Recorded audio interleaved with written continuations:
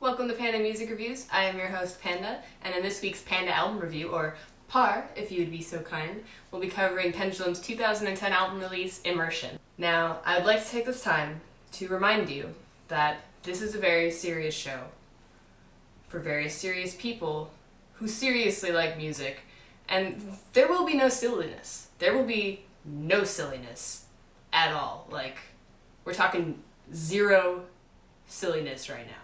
And while we're on the topic of seriousness, I seriously feel like Macklemore in the Can't Hold Us music video right now. I mean, this hat, all it has to be is a wolf, and I'm basically Macklemore, right? Minus the fame and fortune and awesome music videos. But I got a panda hat, so what, Macklemore? As a reminder, I have the Spotify playlist for this week's episode, so please be sure to click on that, because I put it in the description so that you can click on it, so that you can follow along with me and listen to the music that I'm recommending to you, because recommending music makes me happy, and you listening to music makes you happy, so it's a win-win. So just click on it in the description, and I'll stop talking about it. Pendulum has two other album releases, their first being Hold Your Color, which was released in 2005, and then the second being In Silico, which was released in 2008. I was actually introduced to Pendulum through the song The Other Side, which is in the In Silico album. Hold Your Color is also a very good album, and In Silico is also great,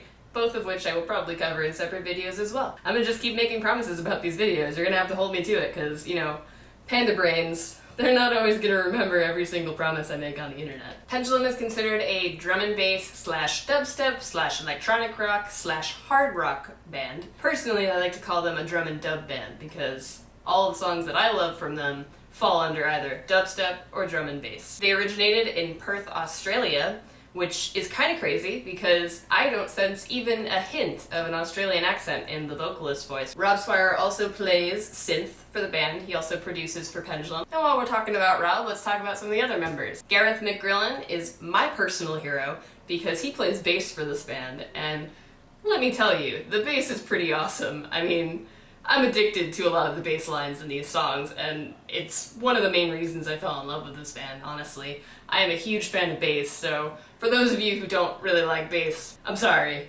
but you should listen to Pendulum anyway, because I think they'll change your mind. They do bass so well, it is unbelievable, and this guy, Gareth McGrillen, is amazing, because he plays bass for one of the best bands ever, as far as bass is considered.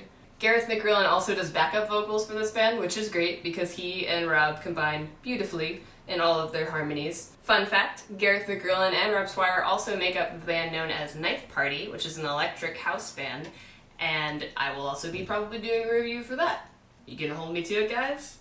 We'll find out. Paul L. Hornet Harding is the DJ in Pendulum, and he is considered a veteran in the drum and bass scene. Now, I've been trying to figure out the origin of his nickname El Hornet, and the internet came up with nothing, so here's my speculation. I think they called him El Hornet because of the awesome wubs and electronic synth laser-like sounds that he includes in a lot of Pendulum's music. But if you know the actual origin story, I encourage you to tell me in the comments below. Kevin Saka is the drum master for this oh-so-talented drum and bass band, and let me tell you, having real drums at any live show is amazing, but having real drums at a drum and bass show is just to die for. Just amazing. Like, blow your panda brains out amazing. It's gonna be a little difficult for me to pronounce. I am not Welsh in origin, so I apologize for this Pendulum band member, known as Peredur Wyn ap Gwynedd. So sorry. Peredur plays guitar for the In Silico and Immersion albums, and he adds a nice rock element to the Pendulum style. And now we move on to my top 3. That is not how we count. Top 3. I have human hands? What is this? Back to panda hands. If only I could count with them. Oh man, you have no idea how difficult this was for me. I had a hard time with the Black Taxi Panda album review I did in my last episode, which you should totally click the link to, which is in the description bar as well. But this Panda album review will be my toughest one yet. I know a whole 2 episodes and the second one is the toughest. I mean, really got a lot to compare here, right? My number 1 song for this album is kind of a cheat. It's a 2-parter, and it's called The Island. The first part is Dawn, which is a drum and bass styled song, very fast-paced, very upbeat, some nice vocals from Marab. The second part is Dusk, which is a dubstep styled song, and it doesn't have quite as much vocals, which is kind of sad, but I do love the bass drops because they are oh so delicious and just wonderful. Just a great song overall. If you're not listening to it already, I do suggest that you listen because I'm suggesting it, and this is a serious show with serious pandas that suggest serious music, and I already linked you to a Spotify playlist. Like, if you're not doing it at this point, you should probably be ashamed because you're clearly very lazy if you're too lazy to click on a link that I've already provided for you in the description. But I love you even if you are lazy. It's okay, you're watching this, so it's all good. We're square. My number 2 for this album is called Set Me on Fire. Please don't take that literally, because pandas and fire just don't mix very well. Now, if you're of a similar mindset to me, the rather cheesy female vocals that start the song may have turned you off to listening to the song entirely, but I implore you, with all of my panda persuasion, to continue to listen, at least until after the 40-second mark, because right then is when the wonderful bass drop happens, and it is one of the main reasons I like this song. It's got laser gun type noises. It even has a sound around the 1 minute and 10-second mark that vaguely reminds me of the Donkey Kong Country theme song. And I will link you to that theme song in the description below so that those of you who don't already know what I'm talking about can understand what I'm saying. Because I heard it and I don't think my panda ears are broken. My number 3 for this album is Witchcraft. I do love this song, which is why it's in my top 3.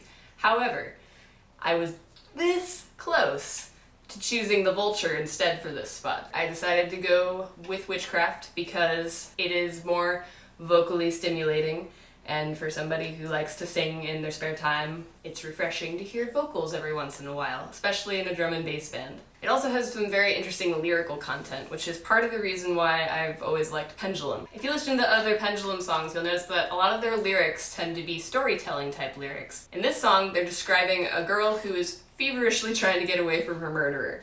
And the lyrics are very suspenseful, kind of reminds me of a thriller movie or something when I'm listening to it. The music is great, so I mean, you're listening to good music, you got interesting lyrics to think about. Taken literally, we could say that Rob Swire knew someone who was trying to evade a murderer, but usually lyrics aren't to be taken literally, so figuratively we could wander endlessly about the actual meaning and origin of those lyrics. To be totally honest with you, I love thinking about lyrics. I love thinking about translations of lyrics and origins of lyrics and relating it to everything. Pendulum gives you plenty of opportunity to do that. And now we're going to talk about music videos, which is not a section that I covered in my last episode, mostly because Black Taxi didn't have a whole lot of music videos for their album. Pendulum, on the other hand, has quite a few music videos on their album. 4, in fact. 4 music videos. I can count with panda hands. Can you count with panda hands? I don't think so, because you don't have panda hands. Don't be ridiculous. All the music videos that I'm about to describe to you are going to be linked and labeled in the description, so I very much encourage you to watch them because quite often music videos can make a song for people. Let's think about Thrift Shop. Let's think about Gangnam Style. Would you have been into those songs without those awesome music videos? I don't think so. And neither would I, probably, except for maybe Thrift Shop because I love Thrift Shop and the lyrical content is great.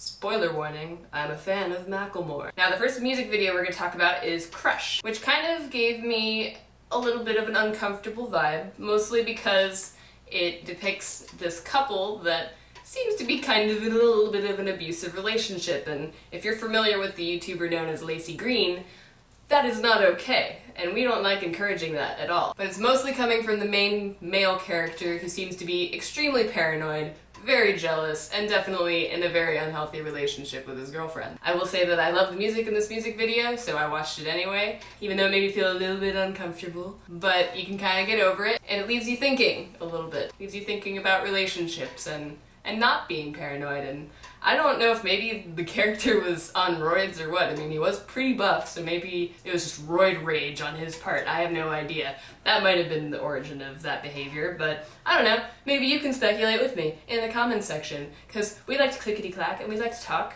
Let's clickety-clack and talk together, guys.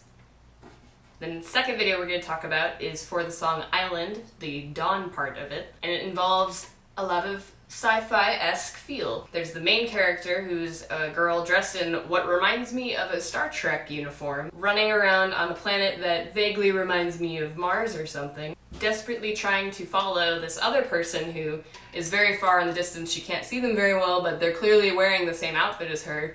So she's totally curious and needs to know, who is this person and why are we wearing the same outfit and where are we? Because frankly, she looks a little bit confused about being on the planet altogether. Watercolor is the next music video we're going to talk about.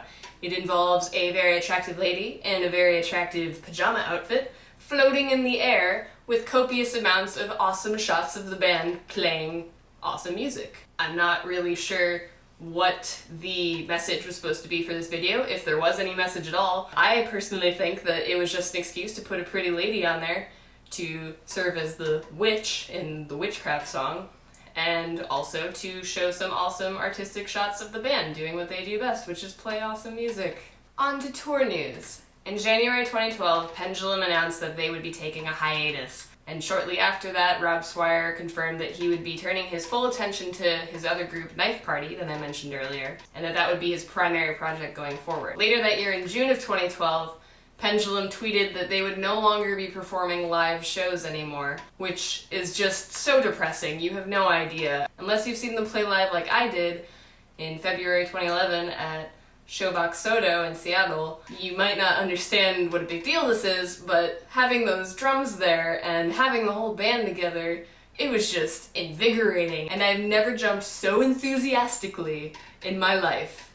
I swear that this panda did not jump nearly as much at any other show. On the bright side, they are still doing DJ sets, and in fact, they are currently touring and doing DJ sets in Europe right now. So if you're in Europe this summer and you would like to see an awesome DJ set provided to you by Paul L. Hornet Harding and Ben Mount, also known as MC Verse, then I advise that you click on the link that I provided in the description below, which will lead you to their list of tours this summer. I hope you enjoyed watching this Panda album review, or PAR. I'll be back next Sunday with another new episode. Feel free to thumbs up if you like the video, favorite if you really like this panda hat, subscribe if you want to see me do more panda album reviews in a ridiculous panda hat, and I will see you next Sunday. That's right, I just blew a panda kiss at you.